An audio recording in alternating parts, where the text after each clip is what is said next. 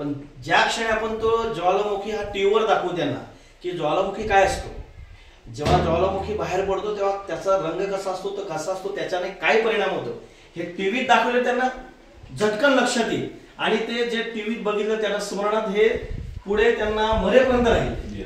म्हणजे आपण फळ्यावर शिकवतो ते क्षणात लोक पोरं विसरतात, पण जे आपण टीव्हीवर एखादा आपण तुम्ही म्हटलं लॉन्च करायचा, समजा जलचक्र शिकवायचं आपल्याला, अशा तर काही बाबी आहेत जे मुलांना शिकवाय ते उदाहरणामधून आपण देण्यापेक्षा आपण प्रॅक्टिकली टीव्ही शिकवलं तर खूप त्याचा फायदा होईल.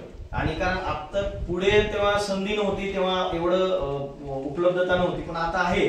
आता मोबाईल्स आहे, पुरं मोबाईलवर बघतातच, पण त्यापेक्षा टीव्हीवर हे अतिउत्तम. आणि शाळेतला वातावरण हा खेळीमेळ्याचा असतो, मुलं कसं असतं एक उत्साहाने बघतात आणि विचारतात अरे हे काय, हे काय, त्यांच्या मनामध्ये एक वेगळाच हे निर्माण होतं. त्याच्यामुळे त्याचा एक चांगला फायदा होईल त्याचा. ठीक आहे.